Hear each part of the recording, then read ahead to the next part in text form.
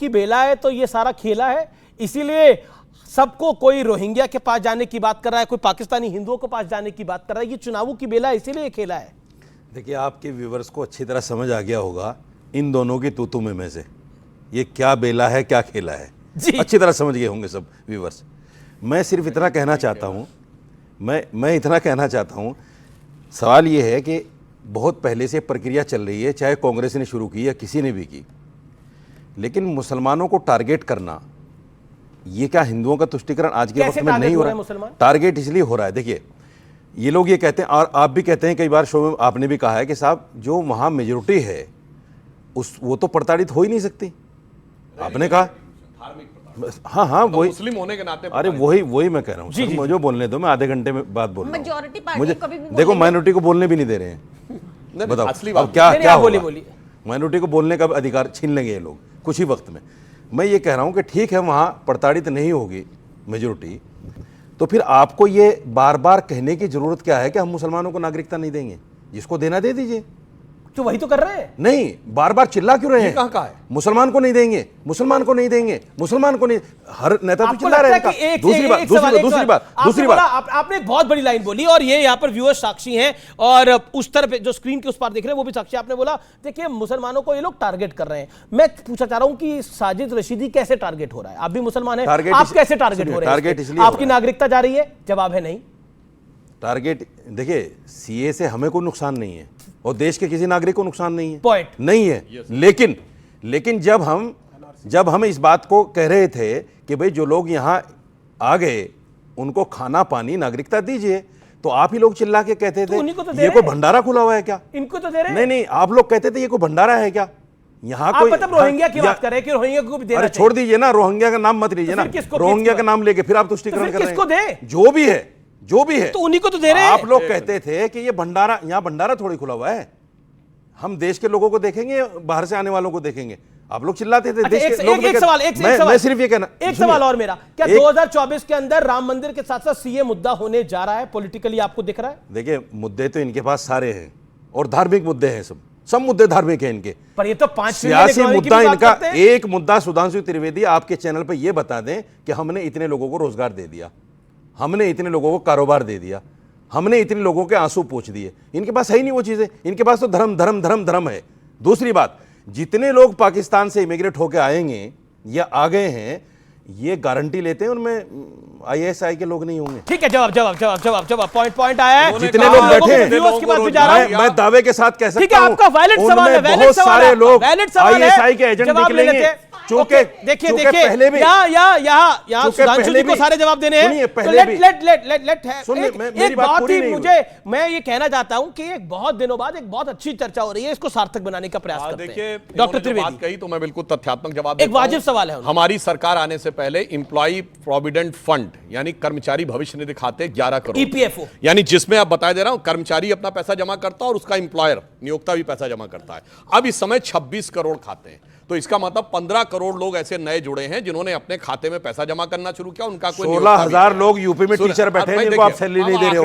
16,000 लोग यूपी में, बेरोजगारी दर बोलिए ना। 16,000 लोग यूपी में बैठे हैं जो धरने प्रदर्शन कर रहे हैं, फिर बीच में बोलने लगे, और सिर्फ 13,000 रुपए देते हैं उनको, वो भी नहीं दे रहे। पिछले 10 साल से आंकड़ा आया, पिछले 10 साल से कैसे बिलबिलाने लगते हैं भाई। आंकड़ा नहीं, झूठा आंकड़ा है, ये झूठा आंकड़ा है भाई साहब, झूठा आंकड़ा झूठा है। सारी सरकार झूठ पे, सारी सरकार झूठा नहीं होता। मंत्री से लेकर आईएमएफ के हिसाब से भारत में महंगाई ईपीएफओ का डाटा सैक्रोसेंट होता है। 600 करोड़ से ये 600 करोड़ लोगों से वोट ले सकते हैं, लेकिन आप 600 करोड़ से वोट ले सकते हैं ये। अच्छा, हाँ, इतना झूठ बोलते हैं।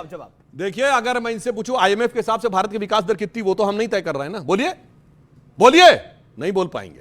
सबसे ज्यादा है पूरी दुनिया में 7.2% के हिसाब से, और G7 G20 कंट्रीज में हम सबसे ऊपर हैं। इस समय महंगाई की दर भारत के अंदर 5.1 है। इकोनॉमिक इशू है, धार्मिक इशू क्यों? धार्मिक इशू मैं वही बता रहा हूं, राम मंदिर सीए कारण क्या है? एक सेकंड सुनिए, धार्मिक इशू इन लोगों को नजर आता है, जहां मुस्लिम वर्ड कहीं लिखा ही नहीं है वहां इनको नजर आता है कि मुसलमानों के साथ भेद किया जा रहा है। अरे भाई, मुस्लिम वर्ड उसमें कहीं नहीं लिखा है, उसमें सिर्फ हिंदू, सिख, जैन, बौद्ध, पारसी और ईसाई लिखा हुआ है, कहीं कोई। और दूसरा वो क्यों है मैं भी बता देना चाहता हूं। हम इन 3-4 देशों में देखा जाए तो हम एक सेकुलर देश है, इसलिए सेकुलर देश के नाते हमारी धर्मनिरपेक्षता की एक कसौटी है कि उन देशों में जो मजहबी रूप से प्रताड़ित लोग हैं उनको हम अपने घर में शरण दें। ये धर्मनिरपेक्ष भारत की कसौटी है। इसलिए हम ये सेकुलर राष्ट्र का क्रेडेंशियल है इसलिए। और मैं एक और कहना चाह रहा हूं, फिर भी अगर इनको लगता है कि मुसलमानों को इंक्लूड करना चाहिए तो मैं कहना चाहता हूं एक बार दिल खोल के कहो तो कि जो निजाम मुस्तफा है पाकिस्तान में उसमें मुसलमान महफूज नहीं है, मोदी के हिंदुस्तान में महफूज है। पहले तो कहेंगे मुसलमान को डर लगता है मोदी के हिंदुस्तान में, अब सीए में कहेंगे आओ मेरे भाई स्टैंड एक बार क्लियर कर लीजिए। ठीक है, निजाम में एक सेकंड में आ रहा हूं। निजाम मुस्तफा से ज्यादा महफूज पाकिस्तान में तो है ना, तो हम कहें विचार करेंगे। मैं आप ही से कहता हूं, अगर निजाम मुस्तफा पाकिस्तान में होता तो ये हिंदू वहां से इमिग्रेट होके नहीं आते। पर है तो सही उधर। मैं दावे के साथ कहता हूं, और किस लिए आ रहे हैं? वहां निजाम मुस्तफा है ही नहीं। वहां इस्लामिक देश है पाकिस्तान। नहीं नहीं, वहां इस्लामिक देश, वो मुसलमान देश है। हाँ, तो इस्लामिक नहीं है, इस्लामिक नहीं है। मुसलमान देश है, इस्लामिक अगर मुसलमान देश अलग हो गया, इस्लामिक देश अलग हो गया, नहीं आते वहां से। अच्छा ये मुझे डिफरेंस बताइए। मैं विवेक जी बड़े जानकार हैं। एक सेकंड, एक ये बड़ी डिबेट का विषय हुआ है कि इस्लामिक देश अलग होता है, मुसलमान देश अलग होता है। ये फर्क देखिए, मैं सुधांशु जी से पूछूंगा, ये बोलेंगे कि उनका विचार तो अलग ही होगा। आपसे मैं पूछता हूँ इस्लामिक देश और मुसलमान देश में फर्क क्या होता है? वो ये कहना चाहते हैं, नहीं वो क्या कहना चाहते हैं बताइए, फर्क क्या होता है? फर्क ये है कि वहां मुसलमान बसते हैं लेकिन इस्लामिक अच्छाइयां वहां नहीं है, ये कहना चाहते हैं।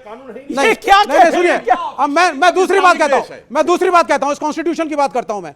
आप इस देश के अंदर कोई भी बिल बनाते हैं उसमें आप सेलेक्टिवली एक धर्म को साइड कर देते हैं। कहां साइड किया? एक मिनट, एक धर्म को साइड कर देते हैं और फिर आप कहते हैं साहब हमने हिंदू नाम लिया, बुद्ध नाम लिया, जैन नाम लिया, ये नाम लिया, हमने मुसलमानों का नाम नहीं लिखा। क्यों नहीं लिखा? मुसलमानों में अगर कोई प्रताड़ित, अगर आप बाकियों को संरक्षण दे रहे हैं, मदद करना चाहते हैं। प्रताड़ित है पाकिस्तान में 72 फिरके हैं। सुन लीजिए, अब मैं दोनों से बोलता हूं, पाकिस्तान में 72 फिरके नहीं है। नहीं है। ये किसने कह दिया आपको? नहीं है, बिल्कुल है, बिल्कुल है, ऑफिशियल आंकड़ा नहीं है, बिल्कुल है, नहीं है 72 फिरके, बिल्कुल है, बिल्कुल है, बिल्कुल है, बिल्कुल है। मैं बताता हूं कौन। एक मिनट, अलग अलग फिरके हैं, अलग अलग फिरकों में लड़ाइयां हैं। अहमदियों को, जो एक बड़ी कम्युनिटी है, उसको मुसलमान इस्लाम से अलग कर दिया गया। उनके घरों पे बम फटते हैं, शियाओं की मस्जिदों में बम फटते हैं। मैं ऐसे बहुत से आपको सुना तो, लेकिन अगर आप ह्यूमैनिटेरियन हैं, हमारे हिंदू भाइयों की मदद कर रहे हैं, तो कोई मुस्लिम भाई भी आते हैं, चाहे वो रोहिंग्या हो, उनकी भी मदद करिए। कई आप धर्म के हिसाब से सिलेक्टिव नहीं हो सकते। धर्म के हिसाब से सिलेक्टिव नहीं हो सकते। सुधांशु बहुत अच्छा बोला, शियाओं की मस्जिदों में बम फटते हैं, मगर वहीं जहां मुस्लिम मेजॉरिटी में है। काबुल में भी फटते हैं, पेशावर में भी फटते हैं, सीरिया में भी फटते हैं, इराक में भी फटते हैं, पाकिस्तान, हिंदुस्तान में नहीं फटते हैं। इस्लामोफोबिया क्योंकि यहाँ पे 70 साल से हमारा सेकुलरिज्म था, वहां नहीं फटते, क्योंकि यहाँ पे 70 साल से कांग्रेस और कम्युनिस्टों का सेकुलरिज्म था, इसलिए नहीं फटते। अच्छा, आपका जब से आया है तब से नमाज पढ़ते हुए लोगों को पुलिस वाले लात मारते हैं। सुनिए, ये आपका सेकुलरिज्म, वो गलत था, वो गलत है। का सेकुलरिज्म ये था कि तोप लगा के मस्जिद उड़ा देते थे। चेकोस्लोवाकिया, रोमानिया, चेकोस्लोवाकिया को छोड़ दे, भारत में आइए, और चाइना का सेकुलरिज्म भारत में आइए। अब आप चेक करिए, कम्युनिस्ट मैं आपको मौका दूंगा कि चीन में मस्जिद के ऊपर गुंबद नहीं हो सकता, जो गुंबद हैं सब हटवा दिए गए, दाढ़ी नहीं रख सकते, रमजान में पब्लिकली नमाज नहीं पढ़ सकते। आप चाहते हैं, बात करते आप चाहते हैं ऐसा कोई नहीं चाहता। आप जवाब दीजिए।